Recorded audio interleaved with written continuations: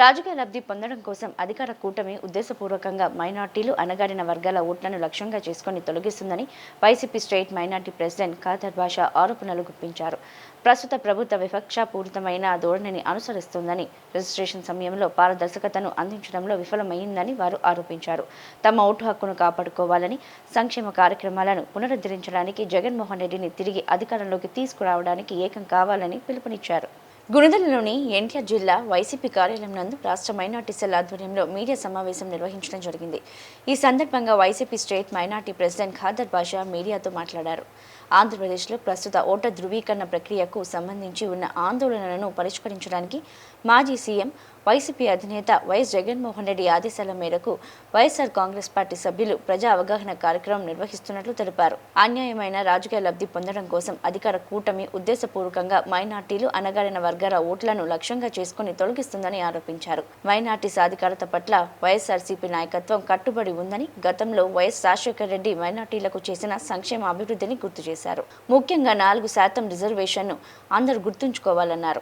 ప్రస్తుత ప్రభుత్వం విపక్షపూరితమైన కేంద్ర ఎజెండాను అనుసరిస్తుందని, రిజిస్ట్రేషన్ సమయంలో పారదర్శకతను అందించడంలో విఫలమవుతుందని వారు ఆరోపించారు. మద్దతుదారులు అప్రమత్తంగా ఉండాలని, తమ ఓటు హక్కును కాపాడుకోవాలని, సంక్షేమ కార్యక్రమాలను పునరుద్ధరించడానికి జగన్మోహన్ రెడ్డిని తిరిగి అధికారంలోకి తీసుకురావడానికి ఏకం కావాలని పిలుపునిచ్చారు.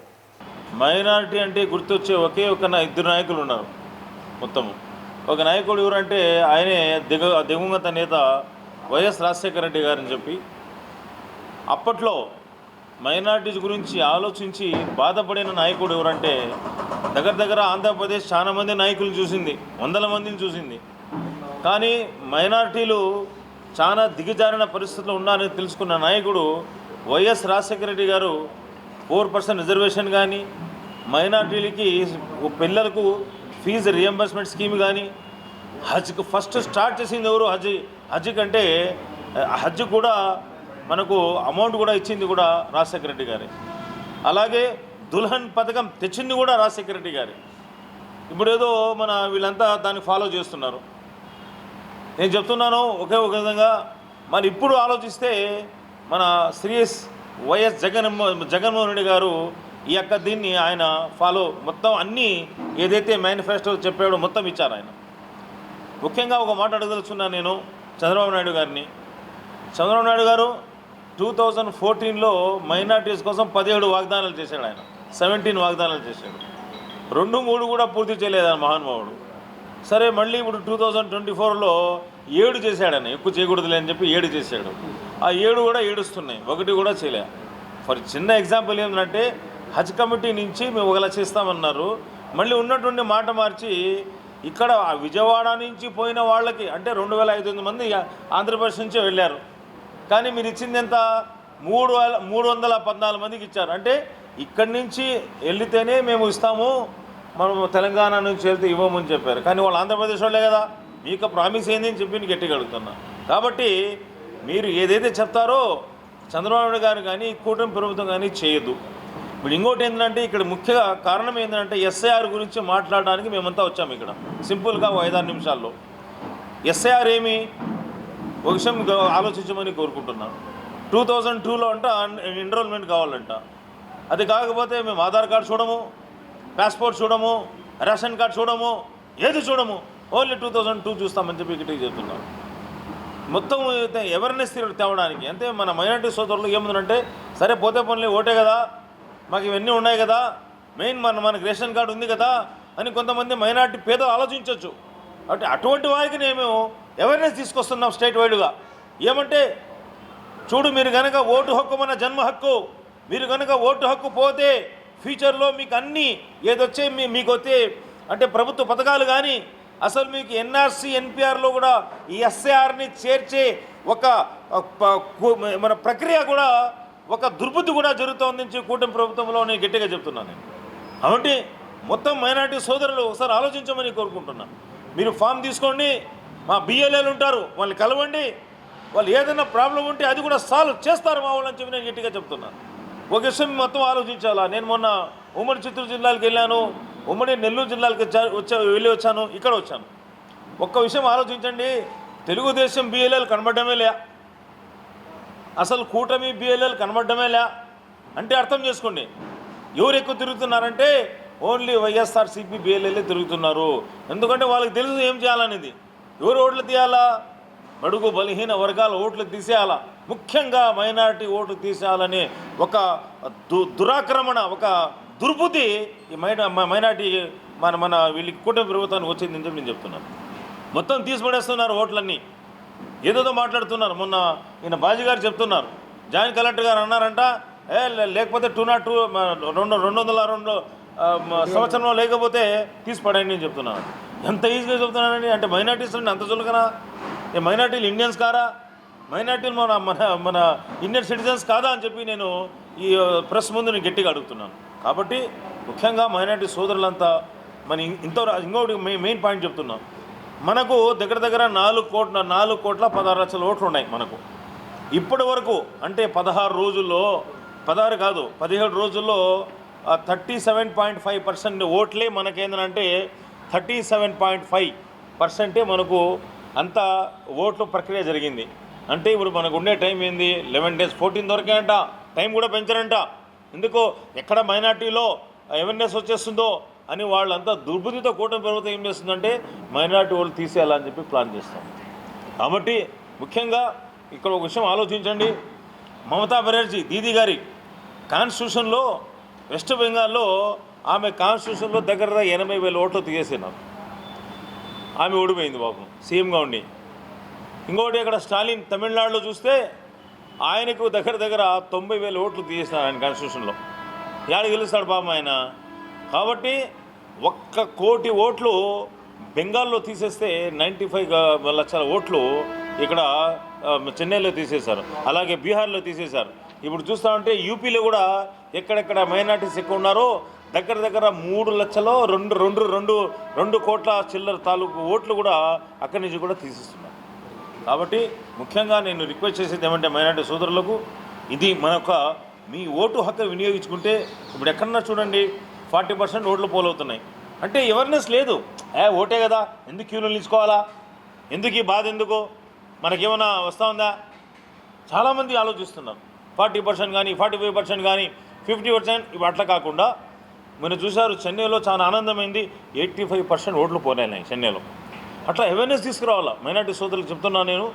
అందరూ మన ఓటు హక్కును వినియోగించుకొని ఎవరైతే మైనార్టీ అభ్యున్నతికి పాటుపడుతున్నాడో ఆయన జగన్మోహన్ రెడ్డి కానీ ఈసారి మన సీఎం చేసుకోవాలంటే మీ ఓటును ఎన్రోల్ చేసుకోని చెప్పి నేను గట్టిగా చెప్తున్నానని చెప్పి మీకు అంతా తెలుసు. అందరికీ నమస్కారం. ఈరోజు వైఎస్ఆర్ కాంగ్రెస్ పార్టీ మాజీ ముఖ్యమంత్రి వర్యులు జగన్మోహన్ రెడ్డి గారి ఆదేశాల మేరకు, అలాగే మైనార్టీ స్టేట్ ప్రెసిడెంట్ ఖాదర్ బాషా గారి ఆధ్వర్యంలో ఎస్ఐఆర్ ప్రక్రియ ఎలా జరుగుతుంది, అసలు ఏ విధంగా పనిచేస్తున్నారు అని చెప్పేసి స్టేట్ వైడ్గా తిరిగి ఖాదర్ బాషా గారు దీని మీద ప్రజలకు ఒక అవగాహన కల్పిస్తున్నారు. ఆయన చెప్పిన దాంట్లో మైనార్టీలు ఓట్లే ముఖ్యంగా టార్గెట్ చేసి ఎక్కడైతే ఎక్కువ మైనార్టీస్ ఉన్నారో అక్కడ ఈ కూటమి ప్రభుత్వం వచ్చిన తర్వాత మైనార్టీస్ అందరూ వైఎస్ఆర్ కాంగ్రెస్ పార్టీకి కట్టుబడి ఉంటారు. వైఎస్ఆర్ కాంగ్రెస్ పార్టీ మైనార్టీలకి మంచి ఉన్నత స్థానాన్ని కల్పిస్తుంది. గతంలో స్వర్గీయ రాజశేఖర రెడ్డి గారు కూడా 4% రిజర్వేషన్ ద్వారా మైనార్టీ పిల్లలు ఇవాళ మంచి ఉన్నత స్థానాల్లో ఉన్నారంటే అది కేవలం స్వర్గీయ రాజశేఖర రెడ్డి గారు ఇచ్చిన స్థలమే. ఆ 4% రిజర్వేషన్ ద్వారే మైనార్టీ పిల్లలు మంచి ఉన్నత స్థానాల్లో ఉన్నారు. అలాగే జగన్మోహన్ రెడ్డి గారు కూడా మైనార్టీలకి పెద్దపీట వేసి ఒక డిప్యూటీ సీఎంగా కానివ్వండి, ఎమ్మెల్సీలుగా కానివ్వండి, మంత్రులుగా కానివ్వండి, చైర్మన్లుగా కానివ్వండి, అనేక వాళ్ళు రాజకీయంగా ముందుకు రావాలి, ఒక రాజకీయంగా ఎదగాలి, మైనార్టీస్ని కూడా ఒక అవగాహన కల్పించాలి అని చెప్పేసి ఒక మంచి సంకల్పంతో జగన్మోహన్ రెడ్డి గారు మైనార్టీలకు అండగా ఉంటుంటే, మైనార్టీస్తో మాకేం పని లేదు, అలాగే ఎస్సీ ఎస్టీలతో కూడా పని లేదు అని చెప్పేసి కేవలం టార్గెట్ చేసి బడుగు బలహీన వర్గాల వారికి టార్గెట్ చేసి ఈ యొక్క ఓట్లని తొలగించడం జరుగుతుంది. ఖాదర్ బాషా గారు చెప్పినట్టుగా ఏ ఒక్క డివిజన్లో చూసుకున్నా, ఏ ఒక్క కాన్స్టిట్యున్సీలో చూసుకున్నా సరే ఎవరు కూటమి నాయకులు ఎవరు రోడ్డు మీదకి వచ్చి మీకు బిఎల్ఓలు రోడ్డు మీదకి వచ్చి ఏ ఒక్కరికి కూడా ఒక ఫామ్ ఇచ్చినట్టు దాఖలాలు లేవు. వైఎస్ఆర్ కాంగ్రెస్ పార్టీ ప్రజల్లోకి వచ్చి తిరిగి వైఎస్ఆర్ కాంగ్రెస్ పార్టీ నాయకులు, అభిమానులు కార్యకర్తలు రోడ్డు మీదకి వచ్చి మా అన్న జగనన్నని మళ్ళీ ముఖ్యమంత్రి చేసుకోవాలి, ప్రజలకు సంక్షేమ పథకాలు అందించాలి, ఇలాంటి నాయకుడు కావాలని చెప్పేసి కష్టపడుతున్నారు తప్ప ఏ ఒక్కళ్ళు కూడా వచ్చి కూటమి నాయకులు ప్రజలకు వివరించి ఈ ఫామ్ ఇలా ఫిలప్ చేయాలి, ఈ ఫామ్ని మీరు ఇలా ఫిల్ చేయాలి అని చెప్పిన దాఖలాలు లేవు. కేవలం మైనార్టీలకి టార్గెట్ చేసి ఈ యొక్క కూటమి ప్రభుత్వం వాళ్ళ హయాంలో ఏదైనా చేస్తే చెల్లుబాటు అవుతుందని టైప్లో చేస్తున్నారు. వాళ్ళకు పూర్తి నమ్మకం ఉంది మళ్ళీ ఈవీఎంల ద్వారా మేము గెలుస్తామని చెప్పి. అందుకోసమే వాళ్ళు ఎవరు కూడా రోడ్డు మీదకి వచ్చి ఈ యొక్క ఫామ్లు ఎవరికి ఇవ్వడం లేదు. మేమంతా ఒకటే చెప్తున్నాం, మైనార్టీస్ అంటే కొంతమంది పేర్లు తిరగవు, వాళ్ళకి ఓ పొల్లులు తేడా వస్తుంటాయి, పేరులో కొద్దిగా మార్పులు చేర్పులు తేడా వస్తుంటాయి. అలాంటిది ఏదైనా ఉంటే తీసి పడేస్తున్నారు. గతంలో కూడా చూసాం మేము, మైనార్టీలకి అన్ని విధాలుగా ఆదుకున్న నాయకుడు జగన్మోహన్ రెడ్డి గారు, స్వర్గీయ రాజశేఖర రెడ్డి గారి తర్వాత. మరి కూటమి ప్రభుత్వం వచ్చిన తర్వాత మైనార్టీలకు అనగదొక్కే విధంగానే కేంద్ర ప్రభుత్వం ఏదైతే డ్రామాలు ఆడుతుందో ఆ డ్రామాలకు అనుగుణంగా 2 నాలుగుల ధోరణితో చంద్రబాబు నాయుడు పనిచేస్తున్నాడు ఇక్కడ. గతంలో ఎన్ఆర్సీ అని చెప్పి, సిఏ అని చెప్పి, అలాగే మైనార్టీల హక్కులను కాలా రాశారు వక్ఫ్ బోర్డు విషయంలో. అక్కడికి వెళ్ళి కేంద్రంతో మద్దతు ఇవ్వడం, ఇక్కడికి వచ్చేసి లేదని చెప్పడం, మైనార్టీలు నా మనుషులు అని చెప్పేసి కౌగిలించుకోవడం చంద్రబాబు నాయుడు. గతంలో చాలామంది చూస్తున్నారు ఆయన చేసిన అరాచకాలు, ఆయన చేసిన డ్రామాలు. ఆ సూపర్ సిక్స్ అని చెప్పేసి అందరినీ, రాష్ట్ర ప్రజలందరినీ మోసం చేశారు. అది పెద్ద సూపర్ ఫేక్ అయిపోయింది. ఇప్పుడు కూడా నేను ఒకటే చెప్తున్నాను, ఇది భారతదేశంలో అందరి హక్కు, ఇది మన ఓటు మన హక్కు. ఈ ఓటు ద్వారానే ఎవరినైనా మనం నిలబెట్టి మాట్లాడడానికి కూడా ఛాన్స్ ఉంటుంది. ఏదో ప్రక్రియ పెట్టారు, వెళ్తే వెళ్తాం లేకపోతే లేదు అనే టైప్లో కాకుండా ఎవరైనా సరే మీ ఓటు రాకపోయినా సరే 2002 మా తాతలు మా నాన్నలు వేసిన ఓట్లు కూడా తెమ్మంటున్నారు. లేని పక్షంలో మేము ఇండియన్స్, మేము భారతదేశంలో ఉన్నాం, గతంలో మేము ఓటు వేసి ఉన్నాం అని చెప్పేసి నిలబెట్టి అడిగి మీ ఓటుని మీరు పరిశీలన చేసుకొని మీ ఓటుని మీరు కాపాడుకుంటే బాగుంటుందని చెప్పేసి ఈ యొక్క అవగాహనగా మాట్లాడే విధంగా, తెలియజేసే విధంగా ఈ యొక్క ప్రోగ్రాంని పెట్టి మేము తెలియజేస్తున్నాం. తప్పకుండా ఏదైతే మైనార్టీ ఓట్లని టార్గెట్ చేస్తున్నారో ఆ మైనార్టీ ఓట్లన్నీ మనం కాపాడుకుంటే రేపు పొద్దున మనం అనుకున్న వాళ్ళని కూడా మనం ఎన్నుకోవచ్చు. గౌరవ ముఖ్యమంత్రి వారు, మాజీ ముఖ్యమంత్రి వారు జగన్మోహన్ రెడ్డి గారి పాలన మళ్ళీ స్వర్ణయుగంలాగా రావచ్చు, మళ్ళీ ప్రజలకు సంక్షేమ పథకాలు అందొచ్చు అని చెప్పేసి మళ్ళీ జగన్మోహన్ రెడ్డి గారికి ముఖ్యమంత్రి చేసుకునేదాకా మనం అందరం కలిసికట్టుగా పనిచేయాలని చెప్పేసి మీడియా అందరూ తెలియజేస్తూ నాకు ఈ అవకాశం ఇచ్చిన పెద్దలకి ధన్యవాదాలు తెలియజేస్తాను. అందరికీ నమస్కారం. అస్సలాము అలైకుం రహమతుల్లాహి వబరకాతుహు. జగన్ గారి ఆదేశాల మేరకు, మా అధ్యక్షుల వారు ఖాదర్ బాషా గారి ఆదేశాల మేరకు ఈరోజు ఎస్ఐఆర్ ప్రక్రియ అవగాహన సదస్సు పెట్టుకున్నాం ఇక్కడ జిల్లా ఆఫీస్లో.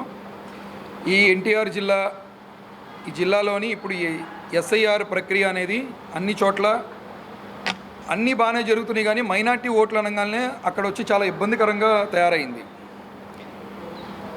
దీని మూలాన ఎవరికన్నా లాస్ అవుతుందంటే మా మైనార్టీలకి బాగా లాస్ అవుతుంది. ఈ రోజున ఈ ఓటు హక్కు అనేది ఎలా తెచ్చారంటే, నెక్స్ట్ నువ్వు నేషనాలిటీ చూపించుకోవాలన్న ఈ ఎస్ఐఆర్ ప్రక్రియ ద్వారానే మీరు రాబోయే కాలంలో కూడా మీరు నేషనాలిటీ చూపించుకునే ఇది ఉందని చెప్పేసి, ప్రూఫ్ ఉందని చెప్పేసి చెప్తున్నారు. మొన్న పాస్పోర్ట్ కూడా మన ప్రయాణానికే సరిపోతుంది, దాని నేషనాలిటీ లేదన్నారు. ప్రతి కంట్రీలో కూడా తన పాస్పోర్టే తన నేషనాలిటీ. మనకి ఇండియన్ గవర్నమెంట్ ఇచ్చింది ఫస్ట్ నుంచి కూడా పాస్పోర్ట్ నేషనాలిటీగా ఇచ్చారు. ఈ రోజున ఎస్ఐఆర్ ప్రక్రియలో కూడా పాస్పోర్ట్ని తూచా పక్కన పెట్టేశారు. అంటే 2002లో చాలామంది ఓట్లు వేయలేకపోతే, వాళ్ళకి ఆరోగ్యాలు బాగాలేక ఆ రోజు వేయలేకపోతే, అక్కడ ఓట్లు లేకపోతే, మీరు ఈ రోజున వారి పిల్లలకు కానీ వాళ్ళ మనవాళ్ళకి కానీ మైనార్టీల పట్ల ఇలాంటి ప్రక్రియలు తీసుకొచ్చి కక్ష సాధింపులు చేస్తున్నారు. ఎందుకు అంటే వైఎస్ఆర్ కాంగ్రెస్ పార్టీకి అండగా ఎప్పుడు ఈ మైనార్టీలు ఉంటున్నారు, అందుమూలన ఇలా ఓట్లు తొలగించాలి. పెద్దవారు చెప్పినట్టు ఇందాక పశ్చిమ బెంగాల్లో 91 లక్షలు తీసేశారు, తమిళనాడులో 49 లక్షలు తీశారు. ఇలాగ రేపు రాబోయే కాలంలో ఆంధ్రాలో ఎన్ని లక్షల ఓట్లు తీసేస్తారు మీరు? మళ్ళీ మీరు గెలవడానికి కూటమి ప్రభుత్వం చేసే కుట్ర ఇది. నేను ఖచ్చితంగా చెప్తున్నాను, ఈ రోజున మీరు ఇలాంటి అమానుషమైన ఈ ప్రక్రియలకి మీరు చొరబడితే రాబోయే కాలంలో మైనార్టీలు చాలా పెద్ద ఎత్తున ఉద్యమాలు చేసి మళ్ళీ వాళ్ళ ఓటు హక్కు గురించి పోరాడుకోవాల్సి వస్తుంది. అందుకనే ఇప్పుడే మనకేదన్నా ప్రాబ్లం ఉన్నప్పుడు నుంచొని దాన్ని ఫైట్ చేసి మన ఓటు తెచ్చుకునేలాగా వెళ్ళాలి. ఎందుకంటే ఇక్కడ ఖచ్చితంగా మైనార్టీల మీదే కుట్ర జరుగుతుంది. మైనార్టీల పట్లే చాలా అన్యాయంగా ప్రవర్తిస్తున్నారు ఈ కూటమి ప్రభుత్వం. ఎవరు చూసినా ఆ నోటికి ఏం వస్తే అది మాట్లాడుతున్నారు మైనార్టీల పట్ల. ఎవరు ఏ హక్కు అయినా మాట్లాడచ్చు, కానీ మైనార్టీలు ఇక్కడ మాట్లాడకూడదు. ఎన్టీఆర్ జిల్లాలోని చాలా ఊళ్ళలో జగ్గైపేట, నందిగామ, తిరువూరు ఇటు సైడ్ ఉన్న మైనార్టీలకి అసలు వాళ్ళు సచివాలయాల్లో వాళ్ళు బిఎల్ఓలు ఆఫీసర్లు వాళ్ళని లెక్క చేయట్లేదు. వాళ్ళు ఇచ్చిన ప్రూఫ్లు కూడా తీసుకోవట్లేదు. ఫామ్ ఒకటి ఇస్తున్నారు, ఫామ్ తీసుకొని అక్కడ ఆన్లైన్ లేకుండా పడేస్తున్నారు. మీరు ఎందుచేత ఇలా చేస్తున్నారు? అరే హక్కు అనేది మనకి రాజ్యాంగం ఇచ్చిన హక్కు, ఓటు హక్కు. అలాంటి దాన్ని మీరు ఈరోజు తీసేయడానికి నానా విధంగా మీరు ప్రయత్నిస్తున్నారే. ఇలాంటి అన్యాయాల్ని ఆపి అందరికీ సమాన హక్కుగా మీరు హక్కు ఓటుని, ఎస్ఐఆర్ ప్రక్రియని నీట్గా చక్కగా సాగనంపి ఏదైనా కానీ అందులో చిన్న చిన్న పొరపాట్లు ఉంటే దానికి తగ్గట్టుగా మీరు ప్రూఫ్లు తీసుకొని చేయాలని ఈ మీడియా ముఖంగా మిమ్మల్ని కోరుకుంటూ, రాబోయే కాలంలో ఏదైనా కానీ మైనార్టీల పట్ల విద్వేషాలు కానీ ఏదైనా ఈ కూటమి ప్రభుత్వం చేస్తే చాలా ఉద్యమాలు భారీ లెవెల్లో చేస్తామని మీకు తెలియపరుస్తూ సెలవు తీసుకుంటున్నాను. ప్లస్ మైనార్టీలు ఎదుర్కొంటున్న సమస్యల గురించి చెప్పారు. ఈ రాష్ట్రంలో ఏదైనా ముస్లిమ్స్కి, దేశంలోనే ముస్లిమ్స్కి ఎవరైనా చేశారంటే అది వైఎస్ రాజశేఖర రెడ్డి గారు, మరి జగన్మోహన్ రెడ్డి గారే చేశారు. 4% రిజర్వేషన్ ద్వారా ఎంతోమంది ముస్లిం విద్యార్థులు డాక్టర్లు గాను, ఇంజనీర్లు గాను ఎంతో ఉన్న స్థితికి వెళ్ళారు. మనం చూసాం. 2019లో మనం అధికారంలో వచ్చిన వెంటనే కేంద్ర ప్రభుత్వాన్ని ఒప్పించి రాష్ట్రంలో దాదాపు అప్పుడు 13 మెడికల్ కాలేజీలే ఉన్నాయి, ఇంకో 17 మెడికల్ కాలేజీ కావాలని చెప్పేసి జగన్మోహన్ రెడ్డి గారు దాన్ని పక్కా ప్రణాళికతో అన్ని మెడికల్ కాలేజీ పూర్తి చేస్తే ఈ నిద్రపోతున్న కూటమి ప్రభుత్వం ఏమీ లేదు, అదంతా మాయ అన్నారు. మాయ అన్న చోటుకే మా కార్యకర్తలు కానీ మా నాయకులు కానీ కట్టిన బిల్డింగ్స్ తీసుకెళ్ళి మీడియా మిత్రులందరికీ చూపించారు. దాదాపు 6,000 సీట్లు ఉంటే 4% రిజర్వేషన్ అంటే దాదాపు 240 మంది డాక్టర్లు ముస్లిమ్స్ని చేసిన ఘనత జగన్మోహన్ రెడ్డి గారికే దక్కింది. అదేవిధంగా ఈ కూటమి ప్రభుత్వం ఎన్నో అడ్డంకులు సృష్టించి, సపోజ్ మాకే ఎస్ఐఆర్ ఫామ్ ఇచ్చారు. మా ఇంట్లో నేను డాక్టర్ని, మా వైఫ్ డాక్టరు, మా అబ్బాయి డాక్టరు, 3 ఫామ్స్ తీసుకొచ్చి వాళ్ళు ఫిలప్ చేయమంటే మేము మొత్తం అంతా చదివి ఫిలప్ చేసాం. కానీ వాళ్ళు అడుగుతున్నారు 2002లో నేను ఇంగ్లాండ్లో ఉన్నాను, డాక్టర్గా అక్కడ జాబ్ చేస్తున్నాను. ఆ రోజు ఓటు నాకు లేదు, కానీ 2004 దగ్గర నుంచి నాకు ఇక్కడ ఓటు ఉంది.